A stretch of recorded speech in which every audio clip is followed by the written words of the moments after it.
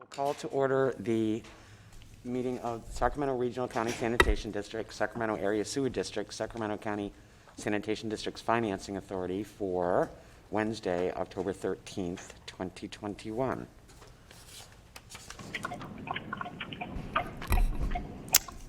Would you like me to take the roll? Yes, please. Member Bruins?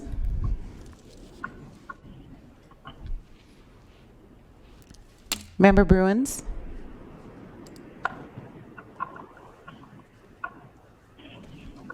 Member Harris? Here. Member Frost? Member Hume? Here. Member Kennedy? Member Lolo'i? Here. Singh Allen? Here. Sander? Here. Natoli? Orozco? Desmond? Here. Cerna? Here. Valenzuela? Here. Bang? Bang? Villegas? And Howell? Here. Oh, this is Director Bruins. And we have a quorum. Yes, we do have a quorum. Okay, it looks like Director Bruin is here. Her face just flashed across my screen. Yes, I believe Director Vang joined. Director Vang? Yes, I'm here. Okay. And Director Bruins? Present, thank you. Thank you. Okay, do you want to read the announcement? This meeting of the Sacramento Regional County Sanitation and Sacramento Area Sewer Districts is being broadcast live on Metro Cable 14, the local government affairs channel on the Comcast Consolidated Communications and AT&T Uverse cable systems. This meeting is closed captioned and live streamed to metro14live.saccounty.net. Today's meeting will replay Sunday, October 17th at 6 p.m. on Channel 14. This meeting can also be viewed at youtube.com/MetroCable14. In accordance with Government Code 54952.3, compensation for meeting of these legislative bodies is required to be verbally disclosed. The amount of $100 will be paid for each member participating today as a member of the Sacramento Regional County Sanitation District, and the amount of $100 will be paid for each board member participating today as a member of the Sacramento Area Sewer District. Compensation for Sacramento County supervisors and City of Sacramento council members is paid to the county and city respectively to partially offset the cost of those governments. Compensation for other board members is delivered to the individuals. To make a verbal comment at today's meeting, dial 916-875-2501 to provide your contact information when the chair opens public comment for a specific agenda item or off-agenda matter. Callers will be contacted by phone and transferred into the meeting to make their public comment. Written comments are always accepted. Send your email comment to boardclerk@saccounty.net. Your comment will be routed to the board and filed in the record. That concludes my comments. Okay, if you'll join me in the Pledge of Allegiance. I pledge allegiance to the flag of the United States of America, United States of America, and to the republic for which it stands, one nation, under God, with liberty and justice for all. liberty and justice for all.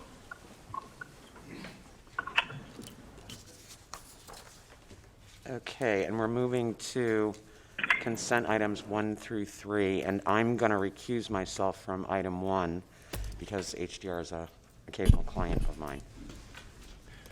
Madam Chair, this is Villegas. I just joined. I've had some difficulty plugging in. Thank you. Welcome. And likewise, Orozco as well. Thank you. Okay, so, Madam Chair, I would move the items, but I have a question, if I could. sure. Maybe turn to Christoph. So we're beginning to have some major contracts for the Harvest Water Project.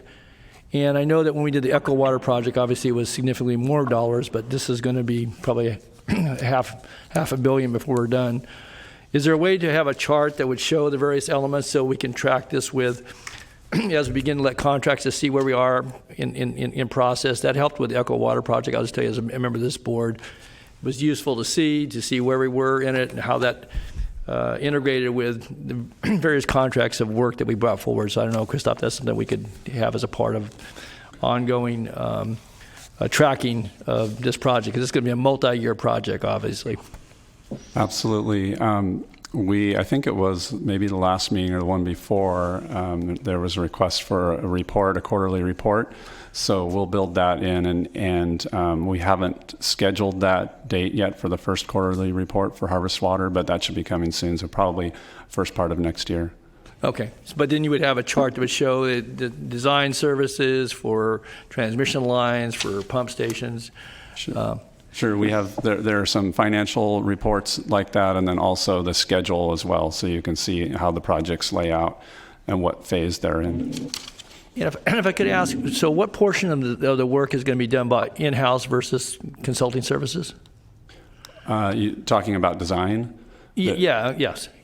At this point, we're trying to use staff as much as we can to assist with the projects, but we don't have the intention to do these projects entirely in-house. So there will be consultants.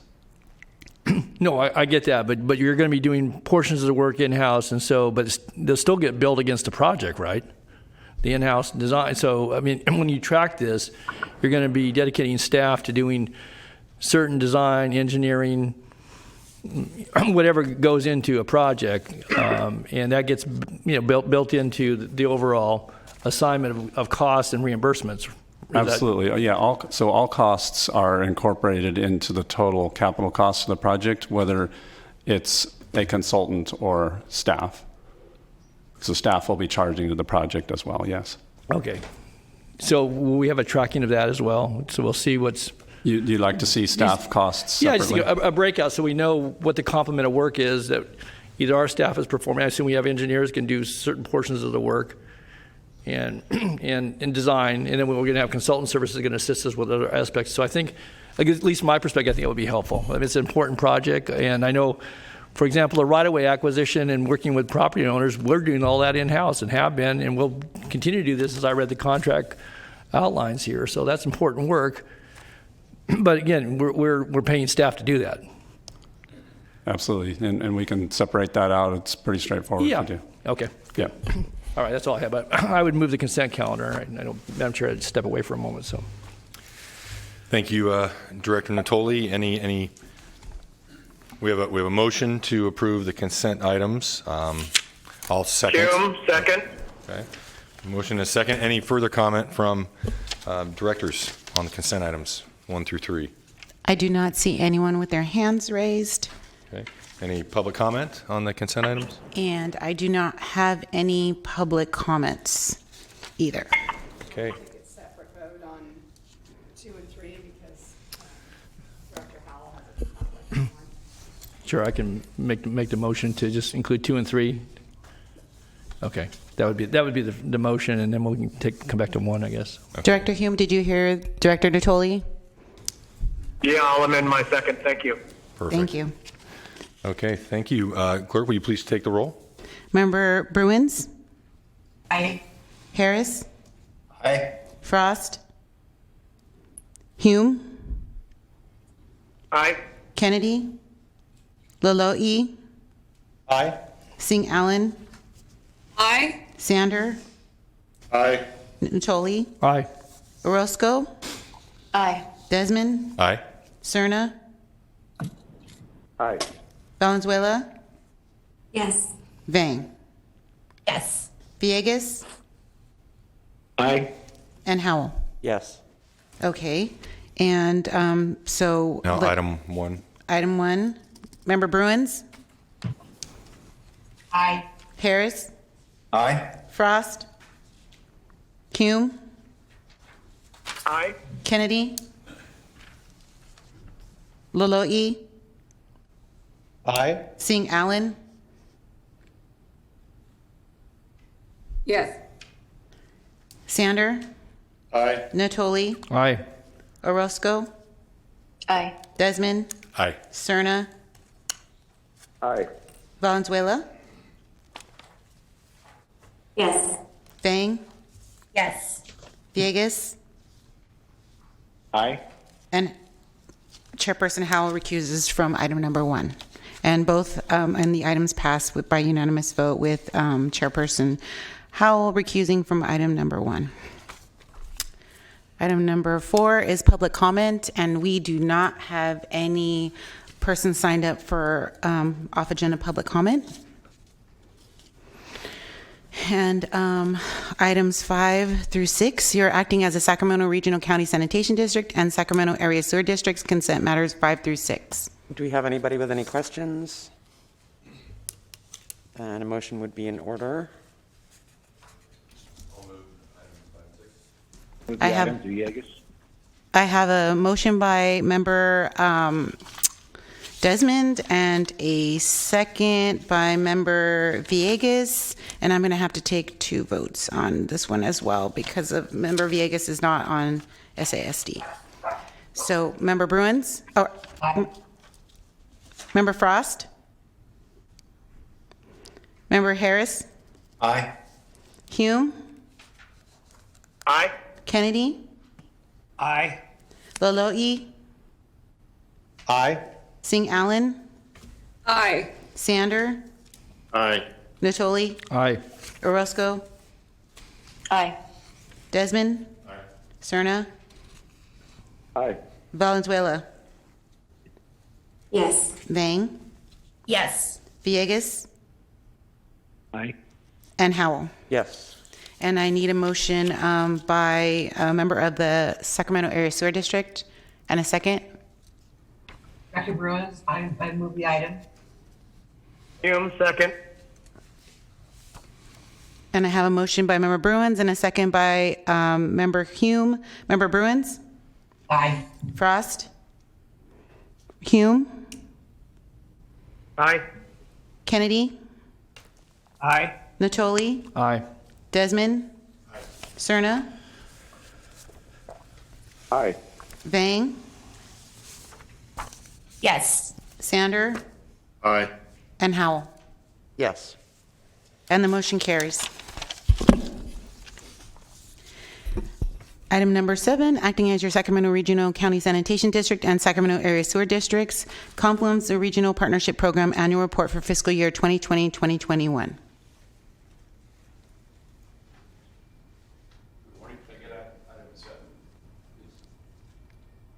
Thank you. Good morning.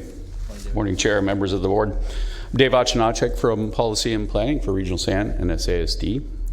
This morning we're doing a quick presentation about the Confluence Regional Partnership Program. It's a program that offers grants to worthy projects supporting our mission, vision, and values. I'll provide a summary of the grants that we've offered last fiscal year.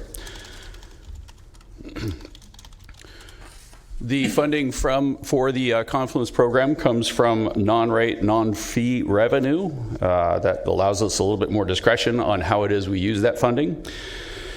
The funding comes from various different sources, interest on reserves, the sale of assets like surplus property, also commodity sales like biogas and recycled water. The board approved policies that have guided this program back in 2017 with a policy on non-rate, non-fee revenue use. This table shows a breakdown of the grants that were given in total in 4 categories for the Confluence program. The first one is kind of a foundational item. It is the Sewer Lifeline Rate Assistance Program that provides rebates for lower income customers. And in total, that one was $2,334,000 approximately, which is very close to last year's grants. We have a couple of different categories under environmental stewardship, the American River Parkway, which was $410,000. The septic tank conversion program, where we are using the maximum amount for that program at $600,000. The Regional Economic Development Program for $127,000, $337,000. And then we have the Public Education Program, a few grants that were given there, and I'll cover those as I go through the following slides. The first slide is just a little bit of history on the Sewer Lifeline Rate Assistance Program. It started in 2004 with Regional SAN's rebate program. At that time, it was $5 per month or $60 per year. And if you were able to demonstrate an income that was up to 200% of the federal poverty level, you could be awarded those rebates. In 2009, we introduced the multifamily at 75%. Multifamily housing pays only 75% of a typical single-family dwelling, so that's 75% return on that rebate. We also changed the eligibility and increased it to 225% of the federal poverty level, and did some outreach that year to try to get a little bit more engagement with the program. In 2016, the rate assistance program was increased to $150 per year for Regional San. That was in part due to the fact that we had some increase in rates associated with the Echo Water Project. And then in 2017, with the startup of the Confluence program, we also added SASD as one of the potential rebate programs at $25 per year. And then just for the totals there, for Regional San, we had 12,920 rebates that went out for a total of just over $2 million. And then for SASD, we had 10,599 for about $284,000.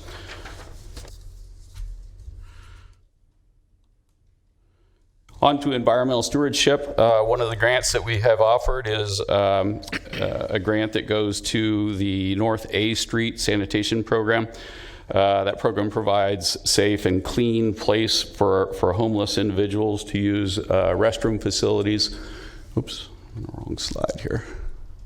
Apologize. That grant was to support supplies and some services to keep the facilities up and running. That operates 12 hours per day and 7 days per week. In addition, there's a couple of other grants that were offered that didn't make it into the slides. They went to the County Regional Parks Department.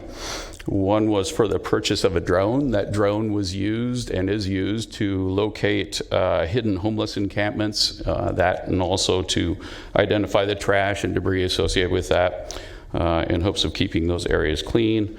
And then a second also for the regional parks was another round. We've continued to provide some funding for cleanup services, and that's through a contract with Pride Industries that helps the regional parks do cleanup, likewise for the homeless folks. The next item in the environmental stewardship category was the Lower American River fecal indicator bacteria study. This is a collaborative effort between Regional Water Board, the Sacramento Stormwater Quality Partnership, SASD and Regional San, of course, and then Sacramento Regional Parks and a few other folks. There's been some challenges with the river in the Lower American River. There's been some findings of fecal indicators or E. coli. The program funded sampling in various locations you can see on the map from 2019, in the summer of 2019 and the summer of 2020. A bunch of data has come in, and one of the things with this program is interesting is they're able to take some of the samples that have come up with some E. coli bacteria and run a DNA sample on it. And thankfully what we're finding is that approximately 80% of those samples are coming back as bird influences. So natural type E. coli occurrences. There are some from dogs and some from humans as well, but much lower quantities, and that's encouraging. Dave, what's the overall percentage that's coming from wildlife? 80% is what has come back in the report. 80% is wildlife? I thought you said 80% was birds. Yes. I'm sorry? So 20% is human?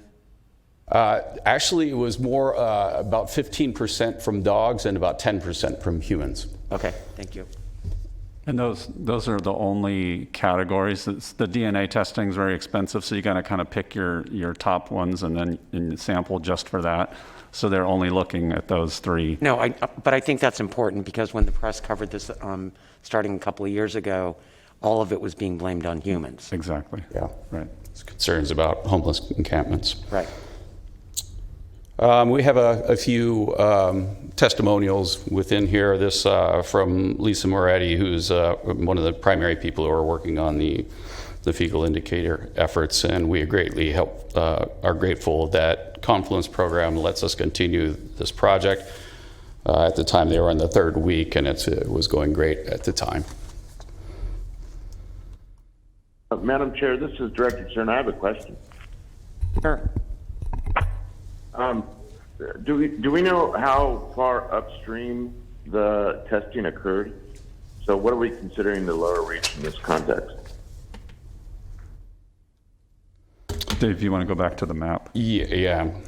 Just try to go back there. Thank you for the question. This round, this phase one, is from Paradise Beach down to Sutter's Landing.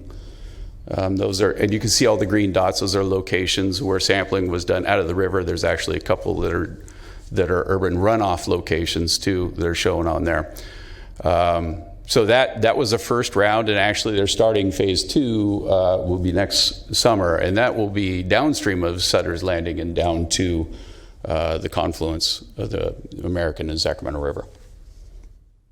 And when are the results expected from that conclusion of that phase? The report is pretty brief, actually, and I think there's more to be done. I think they're looking to, they synthesize the data for this first phase, and this is where they're coming up with the 80% of the findings where there was an E. coli finding. They do the DNA test, and they're finding most of it is natural wildlife. There is some, though. No, I understand that. I'm asking, when will the results, the conclusions from that next phase, from that next stretch from Sutter's Landing, let's say down to the confluence, when will we have those results? I don't know, Christoph, if you have further information. I know that they're going to do the first set of sampling on that, and I think it may be 2 years worth of that downstream portion before they get all the data that they're looking for and then report on it. So there is still another round of sampling. So the final report is not going to come out until after it's all the sampling is done. And what they're trying to do is basically pick areas that may be of concern and try to narrow down where the source, and then also obviously by what kind of what DNA they're getting. So they're trying to narrow down to the source. And so that's why they're kind of waiting until they have all of the information to synthesize the report. So if there's another round of testing, is there another round of testing coming this summer? Yes. Following? So then it wouldn't be until end of 2022. Okay, thank you. Okay, on to septic conversions. That helps residences, businesses, and others switch from septic systems to sewer services. There are two different types. There's the individual properties who can apply for septic conversions. The applicant can apply for anywhere from $10,000 to $20,000 depending on their income level, and to help them with the cost associated with converting over. We had 19 of those individual properties at about $175,000 last year. And then we are also working on community-wide, and we've, Christoph actually did a presentation about this about a year ago. We've done, Freeport has been converted over on a community-wide septic conversion program. And that's actually what the photo that we have there is associated with. We have two other communities that we've been working really hard on, and we're moving along well. The community-wide, the differences here is that the community-wide septic conversion program takes advantage of state water resources, their small community wastewater conversion program or assistance program, and utilizes that funding along with Confluence funding to make a full, larger size community conversion. We've worked on Linda Manor in Old Florentown for quite some time. They have made good progress and headway with the state board. Those applications are in and are being reviewed. One of the encouraging things we've also been looking at and working on, Franklin and Hood, as two other communities that we're going to work on. And those were much more challenging. They're further away from existing sewers, and the ability to put a main in and serve those is much more expensive. And the grant program through the state board has not been very warm to that grant. But as it sits right now, it looks like they're getting additional funding, and they've encouraged us to get after putting that application in, and we're working diligently on those two as well. And so we're getting those up to speed as well. So we're looking forward to working with the state water board and seeing if we can get grants for Hood and Franklin as well. Okay, Madam Chair, so what's your time frames? It will be, usually it takes about 6 months or so for the state water board to process a grant application, so it takes a little time. So the Linda Manor and Old Florentown, probably about 6 months or so before we know that they're willing to offer a grant. And then Franklin, we've moved quite a bit along with respect to environmental documentation, which is a key component of the application. That, I think we can get that into the state water board by the end of the year as a full, complete application. And then Hood has been, that one's been the most challenging of that's much further away from sewer systems. Mm-hmm. So we're a little bit later working on that, but we're kicking off that effort as well. That will probably take about 6 months to get all the materials together to get the application in, and then 6 months after that, obviously. I thought we had a placeholder for Hood. Do we not? We did, but you still have to put the package. So it's basically you can submit pieces of the package all along, but until you have the complete package, it doesn't start there. Okay, because I want to be clear about that, because one of the things, and again, this is for future discussion before the Board of Supervisors, but when we talk about ARPA monies, infrastructure, certainly water quality, water, and broadband are all included in at least the overall umbrella of that. And I don't know what all the administrative guidelines will put forward, but there may be an opportunity, a window, in addition to what you've just pointed out, David, and I know that Christoph's kept me apprised of this, but there may be a window where we're going to have to accelerate, because there will be time sensitivity to both ARPA funding. Again, that's not predetermined by any means, but and certainly the state funding and the Confluence. I know there is a reserve there, not just for some of the other activities, but it could be used for any one of the 4 areas you've identified in the county, and advancing Linda Manor and Florin.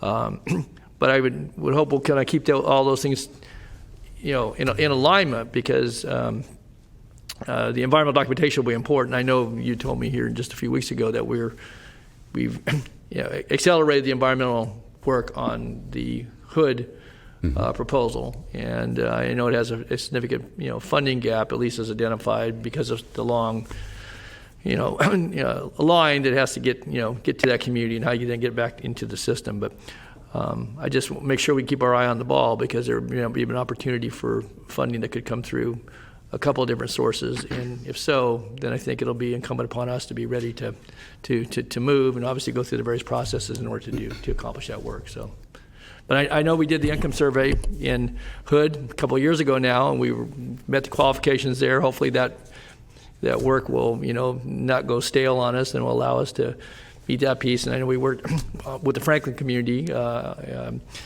know I sent a couple of letters, and I think you got enough information finally to have met that particular obligation under the requirements of the water board. So you'll keep us apprised. Certainly, I know I've had a chance, because I inquire, but I think certainly this board obviously has been supportive of projects throughout this county, and it makes a big difference in those communities. I know in Freeport, people are very appreciative. We do have a schedule that's built on meeting. So you mentioned that data getting stale. so that data is still good to qualify us for whatever the appropriate level is, disadvantaged or severely disadvantaged. There also are some opportunities for us to speed up the project, but take on a little bit of risk, and that is that we normally would like to wait until we have the grant in hand from the state. But because we're doing in-house design, we'll do this with our own staff. We can start doing some of that design a little bit sooner. It's not a huge risk on our part. It's our staff time. So that's something that we can look at as we get closer as well. Okay. Thanks, Christoph. Thanks, Madam Chair. Yeah, and just to add, the state board has been really cooperative and looking forward. In particular, Hood is a particular community that they really want to serve. It's just the cost of it was a challenging one for them for some time. So we're happy to get moving along with that one. Thanks, Dave. And then a couple of, again, testimonies. Larry Liberty, this is an individual septic conversion. Each and every person that I interacted with was thoughtful, patient, courteous, and friendly. I'm happy to recommend the Confluence program and staff to anyone. And then Mallory Mueller says SASD was amazing and made this process very easy. It was worrisome for my grandmother to take on an expense like this, and it being an emergency situation, it needed to be done promptly. Who would recommend to anyone in that position? Did you pick these two because they both had alliterative names? Yeah. I saw that as well. Familiar. Our people that we ask for these quotes have to have alliterative names. Okay, on to economic development. This is a grant program that allows for a reduction in fees from 15% to 50%, depending on the number of jobs that are created by either a new business or an enlarged or expanded business. This year we've got 14 of them for $127,000, and that is anticipated to produce 222 new jobs. That's great. And then on to public education, the Museum of Science and Curiosity. This is formerly the Powerhouse Science Center. We've been contributing to that for some time now, and I believe that is due to open pretty soon.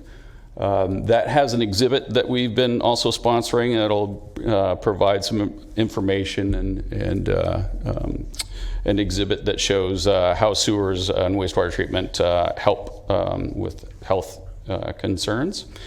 Then the Access Sacramento, the high school public service announcement contest has been, I think this is the second round that we've done this. This allows them to, we contribute a grant and they work on public services announcements that are similar to what our needs are, that don't flush your meds, no wipes and pipes, and stop the clog. I have a couple of examples there, a couple of winners that I'll show you here in just a moment if it comes up right. And then Sierra Nevada Journeys, the Hands in the River is a program that allows for education both in class and then in field experience for grade schoolers. We've contributed to that as well. So let's see. I'm not sure how it is I can play these. Is there? I just need to click on one of those two exhibits. Yes.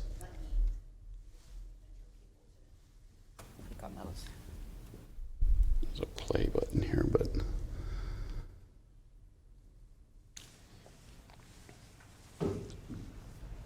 So just for background, our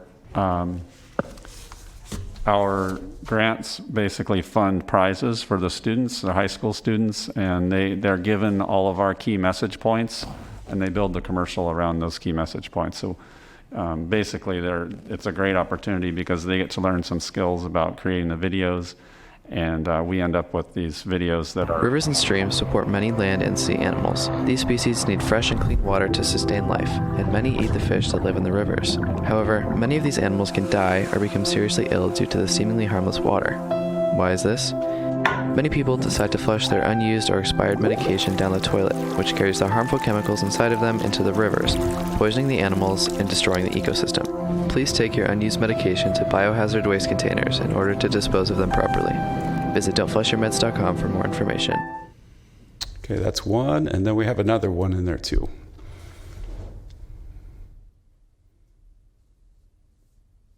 For just $67, you can make as many videos as you want, and you never need to pick up a camera or use any fancy editing software. Ad. What are you Thank doing? Pouring out this milk? That's fog. You can't put that in your pipes. It'll totally ruin them. What's fog? Fog, or fats, oils, and grease, range from a number of items that could damage your pipes, such as fatty foods, oils and grease, milk and dairy products. How do I dispose of it then? To properly dispose of grease, wait till it's cooled and pour it in a can. Then throw it away. Also remember to throw out scraps as well. What am I supposed to do with this? I can take that off your hands. To learn more on how to protect your pipes, visit sacksewer.com. That is one smart cat. Well, besides giving your cat, what are you supposed to do with milk? What really are you supposed to do with milk? Yeah. You know, it's the amount of fat that's in it. We try to go for So if it's low fat, it's okay to flush it down the toilet? You can dump skim milk, but not whole milk. Yeah, no whole milk. No, but what? Seriously though. So what are you supposed to do? What are you supposed to do if you have milk went sour and you have whole milk? Do you put it in your garbage can? What do you do? So Christoph, do you want me to take this one? This is Nicole. Absolutely, Nicole. Sure. So this is Nicole Coleman. Good morning, Chair and members of the board. I'm the Public Affairs Manager for both districts and responsible for the high school PSA contest. It's a great question. And similar to what we recommend for other fats, oils, and grease, super fatty milk or cream, we would recommend you can it. And once the can gets full, you can dispose of it in the trash. So put it like in a coffee can you're talking about? Is that what you mean? Or put it Yeah, in we like to recommend customers reuse maybe vegetable cans or coffee cans so that we're reusing and recycling. And you can just place it in the trash. I keep mine in the freezer. That way everything kind of solidifies. And then when it's full, I throw it away. Or just drink it. But honestly, it's not. It's It's called buttermilk, or what is that? No, it's not good for your cat either. So. No, I know it's not. It was if it's gone sour. I knew with fat, oils, and grease is natural. I know obviously there's fats in ice creams and creams. Who throws ice cream away, Don?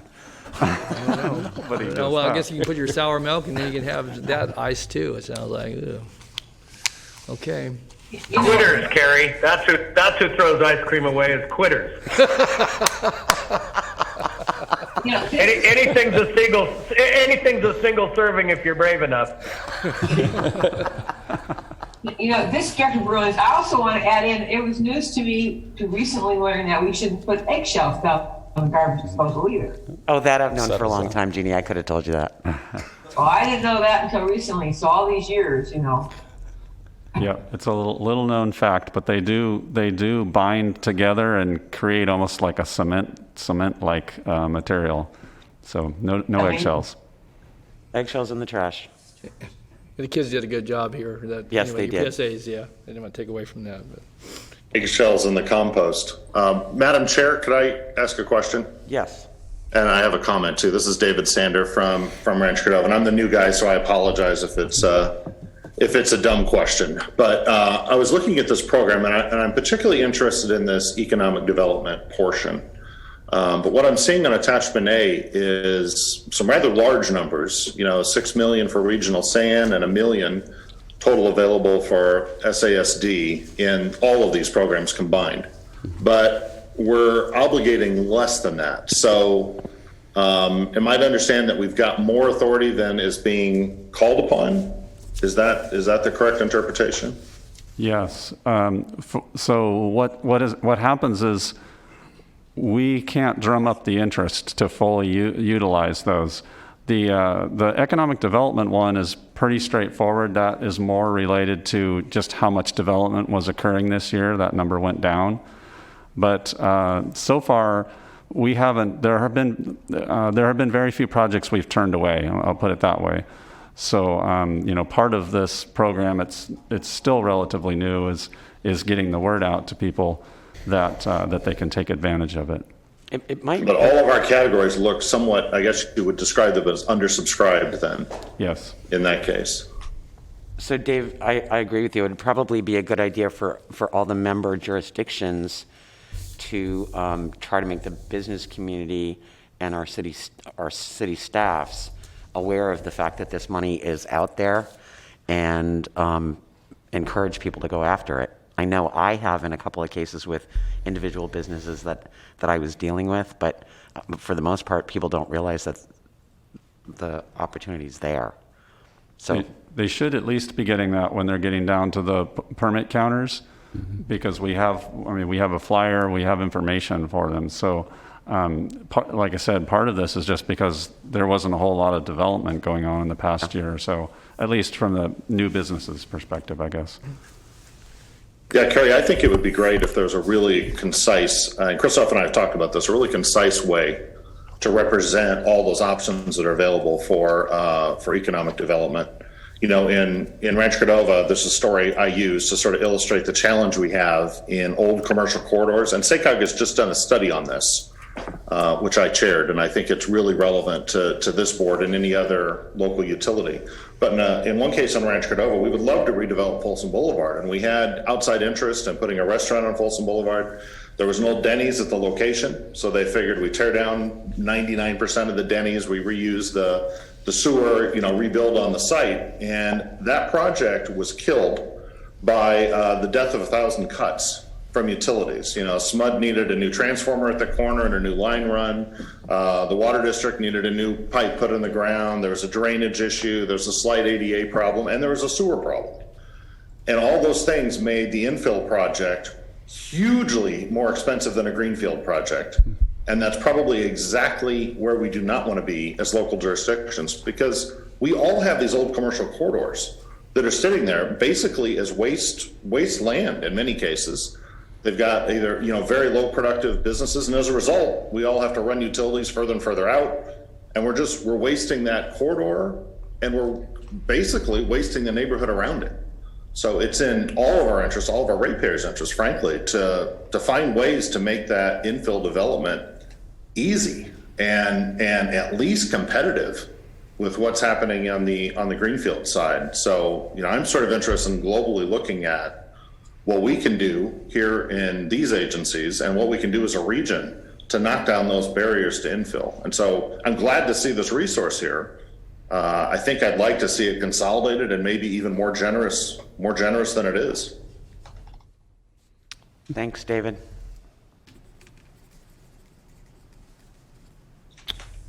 Okay, just one more slide, and that says just a map of the various locations where these grants are offered. And that's there's a bigger map inside of your presentation materials. So. And the good news is, Director Sander, it looks like 2 of them went to Rancho. Yeah. Looks that way. Could I just ask on your map, though, that, and I know you covered it up with your single parcel grant recipient, but you show RCCC there as being in the sanitation district, but you also have Cortland and Walnut Grove, which are eligible, and they don't show on your map. Correct? We can move it around. Yeah, I just think it's important when you show your district, because again, as you have people coming in for even those small communities, I think it's important to reflect your service area. If you can get the jail in there, you can get the rest. You can get those 2 communities. Yeah, we can move to Legend for sure. Okay, good.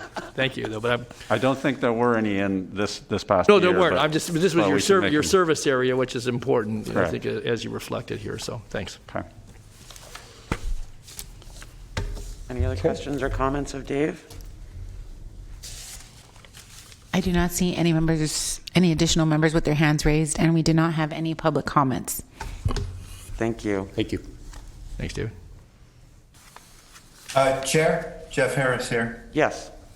Sorry for the late question, but what is the easiest way for a business person to contact you about the Confluence program?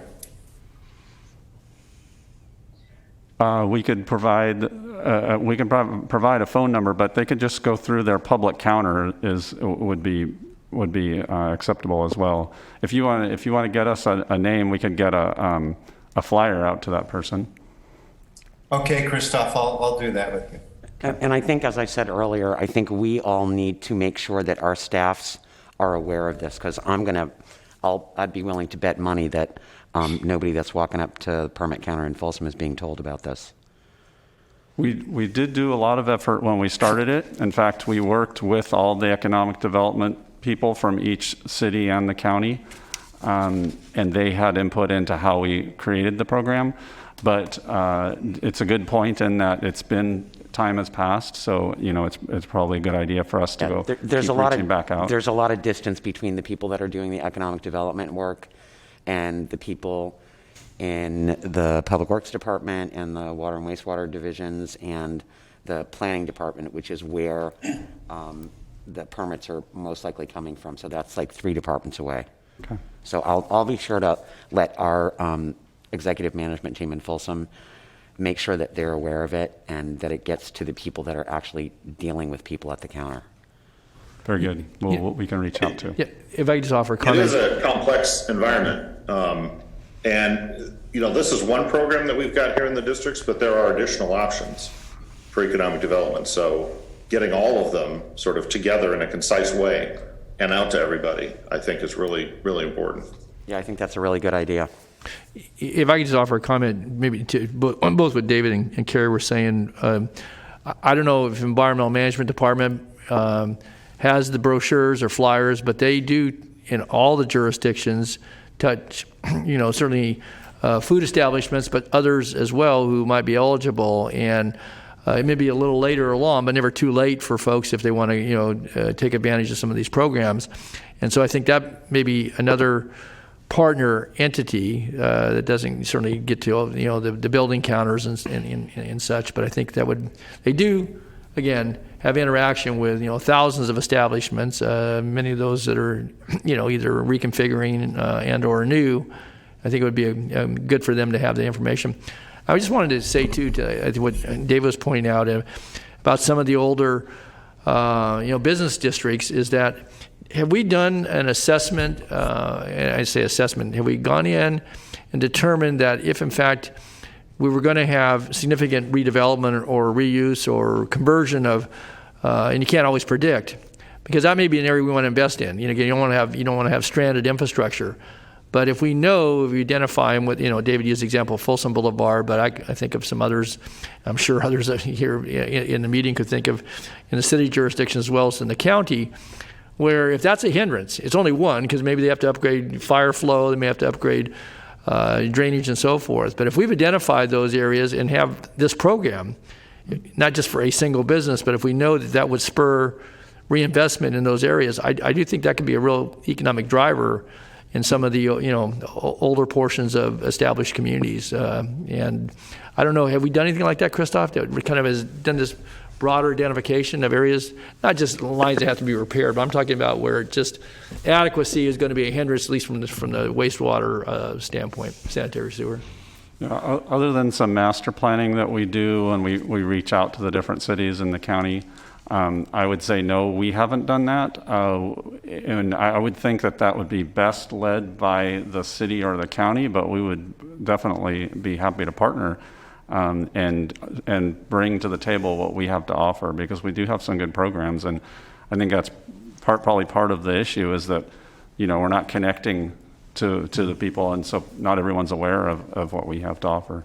Okay, because that could be an initiative. Again, it may be initiated by the city or the cities and or the county, but I think that you identifying some areas and where we're again focusing on from economic development standpoint, where we're seeing interest, but for sanitary sewer and some other utilities, to what David's example was, it just the deal's dead. I think part of the problem is that it seems that whenever you've got a business that existed on a site for 30 years, the design standards change, and then we seem to expect whoever the next person coming to the party is, that they're gonna pick up the tab for for things that, yes, if you were building it brand new, you'd want a 10-inch diameter pipe. Well, the existing one's only 8, but it's been functioning, so maybe we need to rethink some of that, because I know that happened in Folsom. This was several years ago, but it was a dog resort, and the city was trying to force them to increase a wastewater line from 8 inches to 12 inches, and there was no reason for it. So maybe some of the development standards may have some accommodation, again, not to disadvantage, or cause problems with overloading or whatever, but I do think that, to Carrie's example, I'm sure others could cite them too, that may be an area where we could really be a strong partner and not compromise the ability for the district to do what it has to do, but recognizing that as long as the infrastructure is, in satisfactory condition relative to its carrying capacity, that it may not be what the new standard is to, what you use. Exactly. But if that's what they get told at the counter, or that's what they get told when they inquire the district, carrying all that out and putting that in, that just becomes a tremendous expense, particularly when they're working the right of ways. That's that could be a real killer. Is when you got to do traffic control and go down and pick your street. I mean that just can add such cost, particularly to a small development or a small business, and you just walk away from it and they go somewhere else. So. Madam Chair, another thing, Christoph, I would consider possibly reaching out to SACOG. They have the Green Means Go program that is specifically designed to towards these aging commercial corridors that have some of the blighted commercial properties that Director Sander was referring to. And I think there's probably an opportunity to look at this program and how can it work with SACOG program and some funding they have to upgrade some of these corridors to provide more housing and better transportation options. So that's all interesting, but at the end of the day, it comes down to the jurisdiction that's overseeing the approval. No, absolutely. SACOG does a lot of stuff, but they don't approve anything. They don't, but I think coming together and figuring out how you can cobble together different funding sources in support of these projects, I think is really important. So. And we have actually spoken with them about this program. It's been a while, and we should probably connect back with them, but they were aware of the program at the time, and we were even brainstorming ideas of how we could utilize it. And I forget the name of their that program. It's got green in it. Green Means Go. Yeah, Green Means Go. So we did talk with them, and we can check back with them. All right, great. These are all really good comments. I would just suggest that, particularly to Supervisor Natoli's comment, it is complicated. And, a goal that we could be able to set as a region for certain commercial corridors perhaps, or certain zones would be, it's simply a no-fee area. In between city resources or Green Means Go resources or this fund, we just take our fee out of play. Because we have to do something relatively radical to make infill development work, because everything is stacked against infill development. Agreed. In the vast majority of our jurisdictions. Good discussion, people. Chair, one last comment. Yes. I just wanted to thank staff for the Confluence program. Christoph and everybody who's worked on it. Certainly in the River District, we've received benefits in the environmental stewardship side on Steelhead Creek, the E. coli study. All of these things are very important to District 3 in Sacramento, so I'm appreciative of all the work you've done. Thank you, and there's a number of staff who have been heavily involved. Good work. And I think we're at our last item. I believe we're still on item number 8, the miscellaneous director and district engineer matters. Any additional comments? I've got a couple of things. Okay. Let's see, October 27th board meeting is canceled, so we don't have another meeting until November 10th. And then I also just wanted to mention just a little bit about my approach. You may see a few more staff in the chambers or even remotely. And I may turn and ask them to provide responses from time to time, a little bit more maybe than Prabhakar did. It's just the approach I take. I want to be as responsive as I can to the board and get you the best information. So you may see a little bit different. It also helps with succession planning. the opportunity to be here and see the interactions, I think, is really important. So just wanted to touch on that. And then the last thing I wanted to mention is that on November 10th, we'll be bringing a resolution to allow this body to continue to have the remote, both remote participation from the public and obviously from the board. So we have to have a resolution for that to continue it. And it's based on our county health officer's recommendations. Yeah, I think we just did that in Folsom too at our last council You meeting. have to do it every 30 days. Yeah, so we'll have the next meeting. And that's it. Okay. Moving on to our next item. Acting as your Sacramento Area Sewer District, District Consent Matters, items 9 through 10. Any questions about item 9 or 10? Then a motion would be... Approval. We have a motion. We have a motion and a second and a third. Was that a motion by Director Cerna? Sander. Oh, Sander, thank you. And a second by Director Desmond. Member Bruins? Aye. Frost? Hume? Oh, Hume? Aye. Kennedy? Aye. Rattoli? Aye. Desmond? Cerna? Aye. Vang? Yes. Sander? Aye. And Howe? Yes. And the motion carries by unanimous vote. Madam Chair, if I could, we do have the information item, and item 13 was talking about, kind of relates to discussion we had a moment ago to the impact fee deferral or waiver program, and we only allow for up to 200 units a year. And I know this has become an issue potentially in some areas where, particularly when it comes to affordable housing, because it's capped, it obviously has a cost associated with it. But I guess I would turn to Christoph. Has there been any look at it from a staff standpoint? Even if you doubled this, it would provide opportunity, and particularly with the housing needs. And then, again, the cost gets rolled into how we do business here. So it's not an avoided cost for the district, but 200 units. I mean, and I even looked at the list here, which thank you for providing that. But I think it kind of begs the question. Maybe it's time, as we're talking about some of our business districts, but also areas where you're trying to maybe reintroduce or introduce housing into the mix.